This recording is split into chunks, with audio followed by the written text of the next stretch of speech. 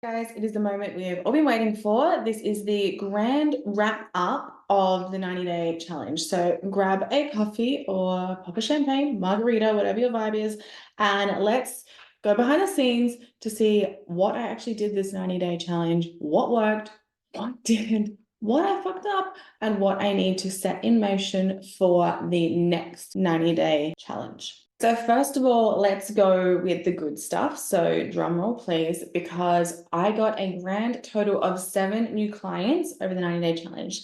That's right, 7 wonderful badasses have joined my quirky little family. But that's not all. We also had a whopping 50 new inquiries, which is great. Now, I know what you're thinking. With 50 inquiries, shouldn't you have had more than 7 clients? And you would be right. There's 2 parts of this that I have been able to identify because I have done a 90-day challenge, so I know exactly what's not working and what I need to fix. All right. You'd be right if you were thinking 50 inquiries, shouldn't you have more than 7 new clients?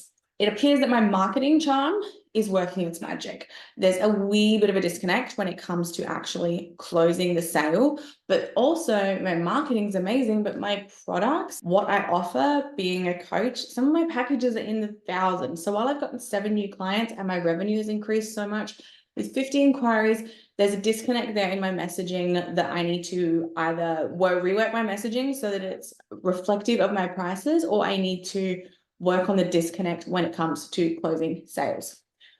On the email front, because I'm tracking this every single week, I know exactly what's happening.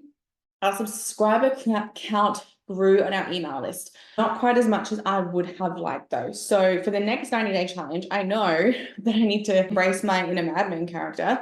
And I'm diving into the world of paid marketing, which I have not had to do my business for a long time. But my email list, I know from past 90-day plans, is really, really valuable. My lifetime customer value once they're on my email list is really, really high. And I make a lot of my actual high ticket sales through my email list.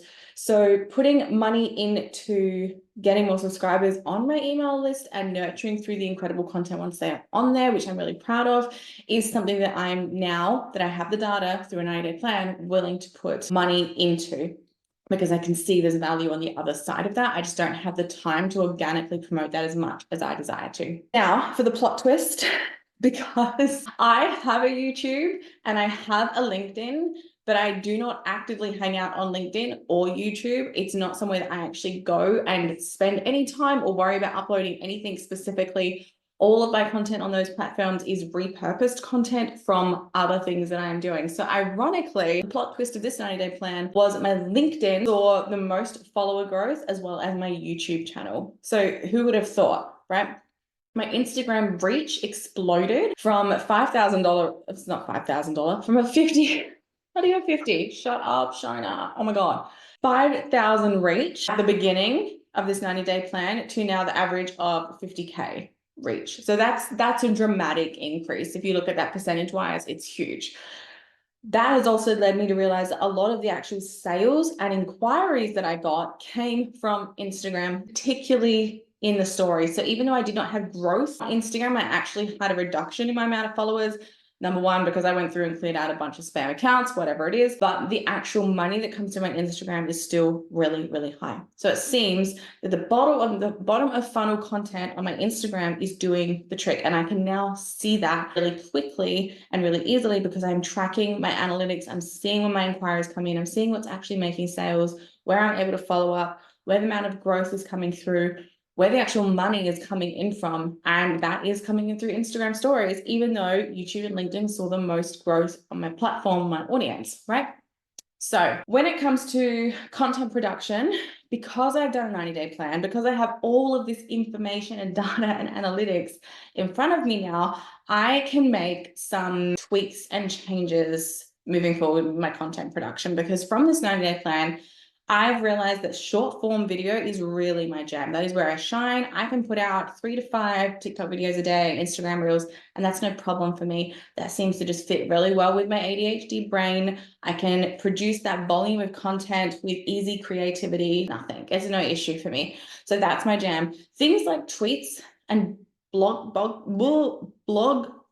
posts and even the podcast production side of things, they were definitely more of a struggle for me. So moving forward, I'm really, really focused on that repurposing of content. So for example, this podcast episode that I'm filming right now will also be a blog, will be about 14 different TikToks in the long run, will be a multitude of things. It's basically just looking at my data and going, where can I smartly invest my time, energy, and my resources to get the most amount of leverage out of it. So an interesting trend actually came out when I look at the data from this 90-day challenge as well. And that was my mental health was significantly better on days when I took my morning walk, which is, I know everyone's like, oh my God, that's 101, that's basics of mental health. But for someone who has battled for the last 8 years living in a lot of pain and has not been able to go on a morning walk until I had my hysterectomy last year and have recovered from that, this is a massive amount of like, oh my God, this actually works. Because before, exercise would equal pain, it would equal days in bed. I can now see the direct correlation between daily exercise and improved mental health. Also, my sleep improved until we got our puppy. And my sleep was really improving. And then we got a puppy and I'm back to waking up in the middle of the night to take my Frenchie out to go to the toilet.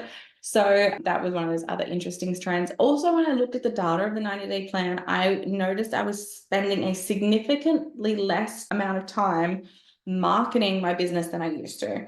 My time these days is really focused on working with my clients, making strategic moves with my marketing, and leveraging my energy and time across the 2 businesses that I run, as well as consulting that I offer as well.